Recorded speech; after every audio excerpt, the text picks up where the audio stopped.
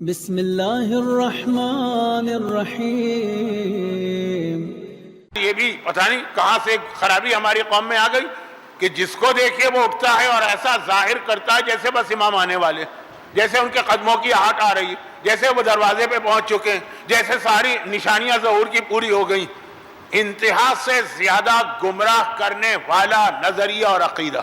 ہو سکتا ہے کل کچھ بات کروں، آج تو میرے ہاتھ پاؤں پھول رہے ہیں، تقریر میرے ہاتھ سے باہر نکل رہی ہے۔ دعا، موت اور امام زمانہ۔ تو شب جمعہ آخری رات ہوگی غیبت کی، جس کے بعد امام ظاہر ہوں گے، اور ظاہر نہیں ہوئے۔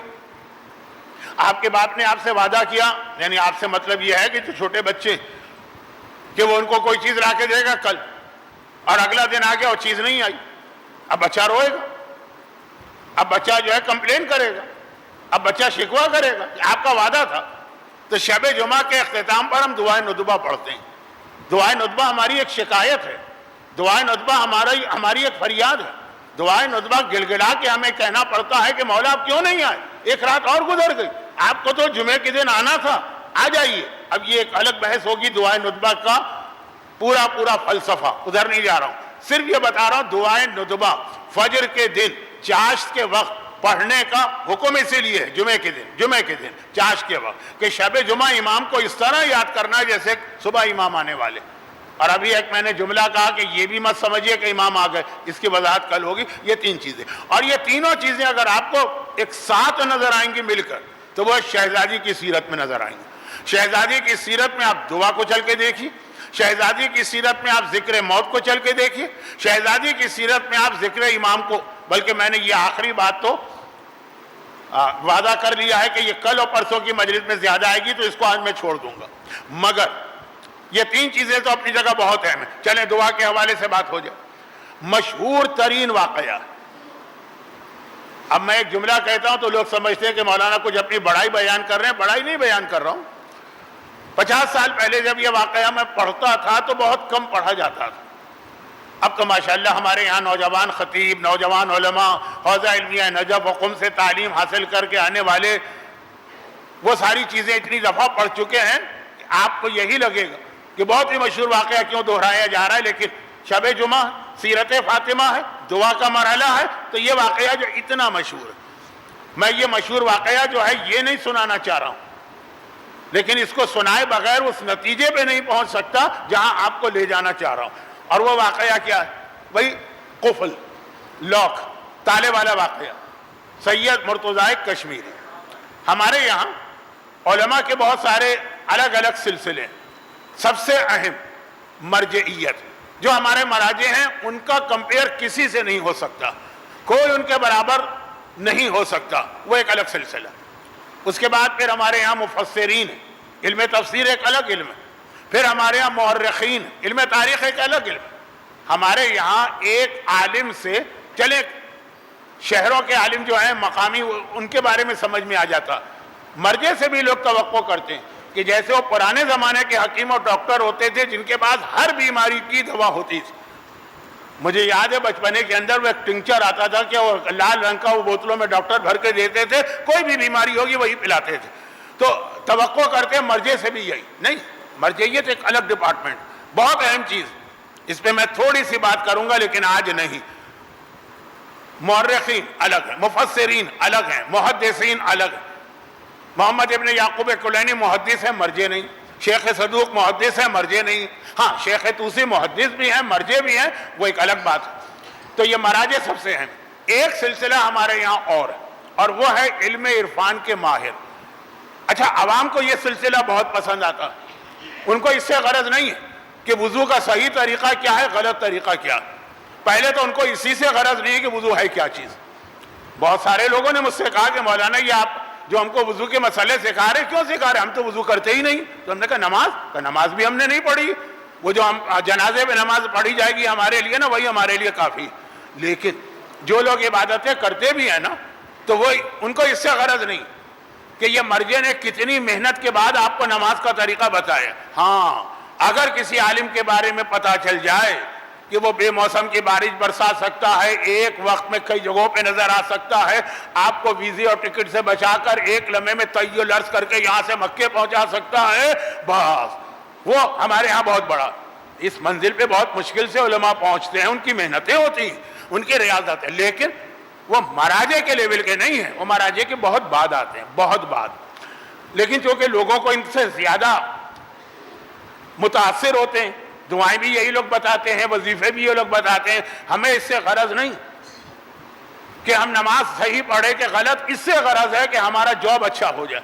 ہمیں اس سے غرض نہیں ہے کہ ہم خود صحیح دے رہے ہیں کہ صحیح نہیں دے رہے، ہمارا بیٹا امتحان میں پاس ہو جائے. تو یہ علم عرفان، میں اس کی توہین بھی نہیں کر رہا، لیکن وہ جو اگر مرجے کے برابر آپ سمجھتے ہیں تو غلط فہمی ہے.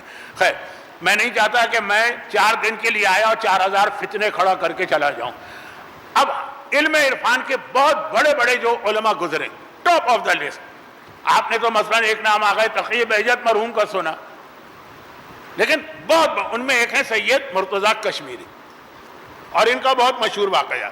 اچھا، اسی نام کے آج حضرت آیت اللہ سیستانی کے ایک داماد بھی ہیں جو ان کے وکیل بھی ہیں، لیکن میں بات کر رہا ہوں آج سے 200 سال پہلے کربلا کا واقعہ. اتنا مشہور ہے اور ٹائم میرے ہاتھ سے نکل رہا ہے کہ میں بہت شارٹ کرتا ہوں.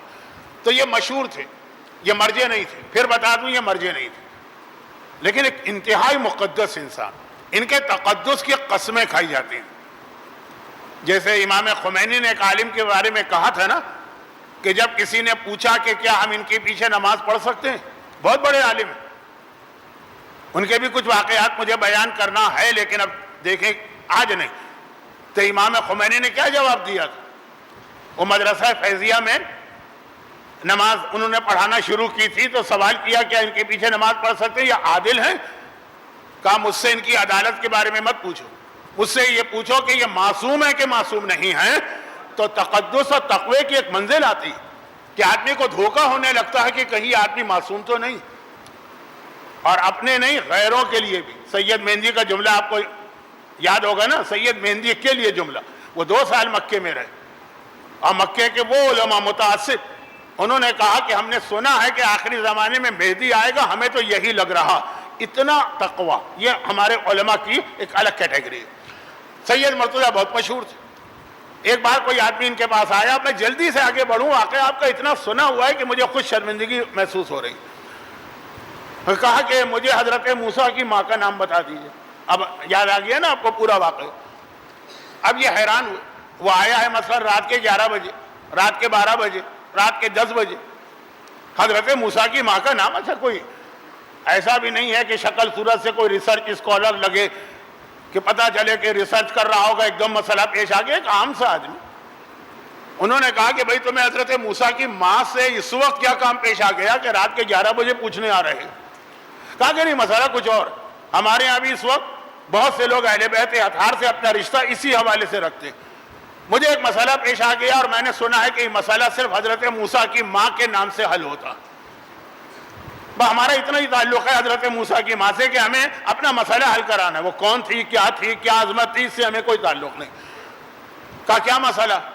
کہا مسئلہ یہ ہے کہ میں سفر پہ گیا تھا اپنے فیملی کے ساتھ، اب واپس آیا تو جب یہاں پہنچا میں نے اپنے گھر کا دروازہ کھولنا چاہا تو اس میں لاک لگا تھا، قفل، دیکھا چابی کھو گئی.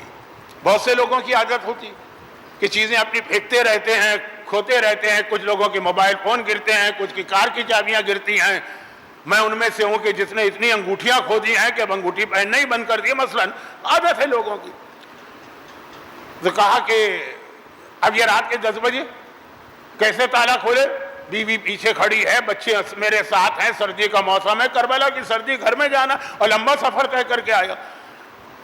تو کہا کہ اس مسئلے کا حضرت موسیٰ کی ماں سے کیا تعلق ہے؟ نہیں، یہ مشہور ہے کہ حضرت موسیٰ کی ماں کا نام کسی تالے پر لیا جائے تو بند قفل کھل جاتا ہے، اس لیے میں یہ نام اب معلوم کرنا چاہتا ہوں. کہا تو اصل مسئلہ تمہارا لاک ہے نا، آؤ چلو.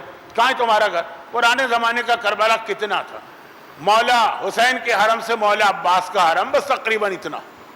یہ تو آج تو آپ 50 دفعہ دن میں یہاں سے جاتے ہیں بین الحرمین. کہ چلو گئے.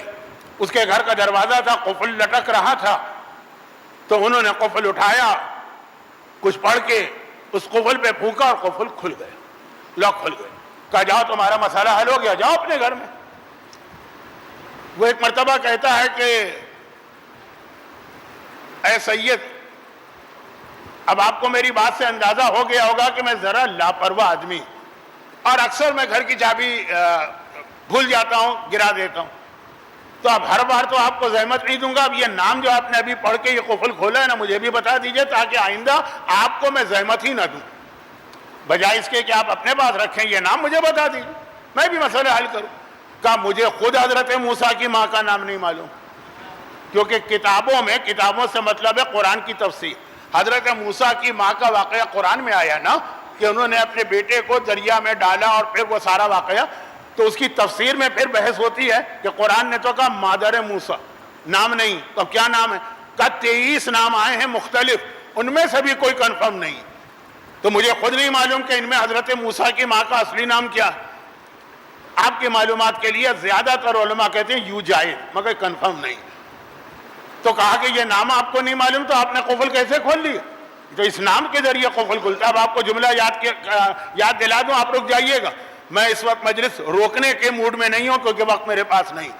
تو ایک مرتبہ، کئی دفعہ کا سنا ہوا واقعہ ہے، لیکن انسان کا ایمان بڑھتا ہے، ایمان بڑھنے دیجیے گا، لیکن ساکت و صامت مجھے سنیے گا. بس ایک مرتبہ سید مرتضیٰ کشمیری کہتے ہیں یہ نام تو مجھے بھی نہیں معلوم. کہا اگر یہ نام نہیں معلوم تو یہ قفل آپ نے کھولا کیسے؟ کہا ایسے کھولا کہ تو نے جب آ کر مجھ سے کہا کہ موسیٰ کی ماں کے نام میں اتنی طاقت ہے کہ بند دروازے کھل جاتے ہیں، تو میں نے دل میں کہا میری دادی کا رتبہ تو مادر موسیٰ سے بہت زیادہ بلند ہے، میں نے اپنی دادی فاطمہ زہرا کا نام اس قفل میں پڑھا ہے جس سے بند قفل کھل گیا. اب یہ ہے بہت مشہور واقعہ. آپ حضرات، میں نے کہا کہ ایسے واقعات ایمان بڑھاتے ہیں. آپ کا دل بھی چاہ رہا ہوگا، میں نعروں کے خلاف نہیں ہوں، وقت میرے پاس کم ہے، اس لیے میں ذرا تیزی سے پڑھ رہا ہوں. یہ جو ایک واقعہ ہے، یہ ایک واقعہ اصل مسئلے کی دلیل ہے، جس کی اور بہت ساری بھی میرے پاس دلیل ہیں، لیکن چونکہ میں نے سوچا کہ واقعہ آسان ہے، سمجھ میں آ جائے گا. تو یاد رکھیے گا کہ یہ جو نام کی بات آئی نا، کہ نام فاطمہ وہ ہے کہ جس سے سید مرتضیٰ کشمیری نے بند قفل کھولا. اور اگر آپ مجھے جھوٹا نہ سمجھیں، اکثر لوگ مجھے جھوٹا سمجھتے ہیں کہ نام کے صادق ہوں گے لیکن ایسے ہی اپنی طرف سے اونگی بونگی ہانک دیتے ہیں. تو میں یہ عرض کروں کہ جب یہ واقعہ میں نے پچھلے سال میلبرن میں پڑھا تھا، تو ایسے ہی ایک مومن ایک ایسی جگہ پہ بند ہو گئے تھے. تفصیل میں جاؤں گا تو وقت نہیں ہے، جس کی ضرورت نہیں، پچھلے سال کی بات ہے. وہ بند ہو گئے تھے ایسی جگہ کے اوپر، اور پھر ان کو یہ واقعہ یاد آ گیا، انہوں نے واقعی شہزادی کا نام لیا تھا، اور وہ بند جگہ اس طرح سے کھل گئی کہ آج تک ان کو یقین نہیں آ رہا ہے. تو یہ واقعہ خالی کتابوں میں نہیں، میری تو آنکھوں کے سامنے سے گزرا ہوا واقعہ ہے پچھلے سال کا. لیکن اگر نام فاطمہ میں اتنی برکت ہے، نام فاطمہ میں اتنی فضیلت ہے، نام فاطمہ میں اتنی طاقت ہے کہ ایک گھر کا بند دروازہ یا قفل کھل جاتا ہے، تو یاد رکھیے کائنات کی جتنی برکتیں ہیں، جتنی رحمتیں ہیں، ان سب کو اگر کھولنا ہے تو نام فاطمہ لینا ہوگا. نہیں، دنیا کے دروازے اگر نہیں کھل سکتے نام فاطمہ کے بغیر، جنت کا دروازہ بھی اگر کھلوانا ہے تو فاطمہ کا نام لینا پڑے گا.